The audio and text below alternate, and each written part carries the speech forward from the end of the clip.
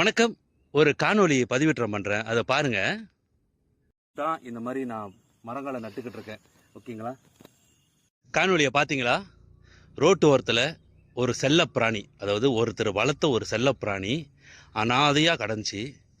அதை நான் ஃபோட்டோ பிடிச்சி புலன வாயிலாக அனுப்பி வச்சுருந்தேன். எந்த ஒரு பதிலும் வரல. 4 ஹவர் கழித்து ஒரு பதில் வந்துச்சு. என்னன்னாக்கா, அது நான் தான் வளர்த்தேன், அது இந்த மாதிரி ஆயிடுச்சு, நான் என்ன பண்ணுறது, தூக்கி குப்பையில் போடு, இல்லைனா ஓடுற ஆற்றுல வீசிருன்னு சொன்னார்.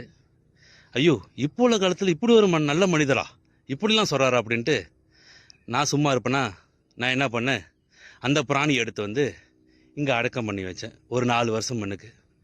இன்னைக்கு அந்த நபர் என்னையை பார்த்து சொன்னார், இந்த மரம் யார் நட்டது, இனி செப்பா தானா நீ பொக்கோ அப்படி கேட்டார். நான் சொன்னேன், நான் தான் நட்டேன் அப்படின்ட்டு.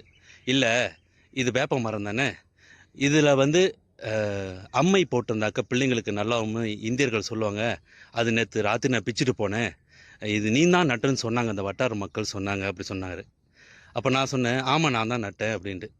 ஆனால் நான் சொல்ல, இது கீழே என்ன இருக்குன்ட்டு. ஆனால் அந்த சம்மந்தப்பட்டவர் தான் வேணான்னு ஒதுக்கப்பட்ட ஒரு செல்லப்பிராணியை தூக்கி குப்பையில் போடு, ஆற்றுல தூக்கி வீச சொல்லப்பட்டவர் இன்னைக்கு அது மூலிமா ஒரு உயிரை பொழைக்க வச்சு, இன்னைக்கு அதாவது என்ன சொல்லுவாங்க, இதுக்கு ஒரு உயிரை கொடுத்தேன், இன்னைக்கு அவங்க குடும்பத்தில் ஒரு உயிரை காப்பாற்றிருக்கு பார்த்தீங்களா.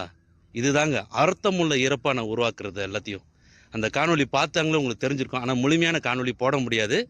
இருந்தாலும் உங்களுக்கு முழுமையான காணொலி வேணும்னாக்கா என்கிட்ட புலன வாயிலாக சொல்லுங்கள், இல்லைன்னா எனக்கு பிஎம் பண்ணுங்கள், நான் உங்களுக்கு அனுப்பி வைக்கிறேன்.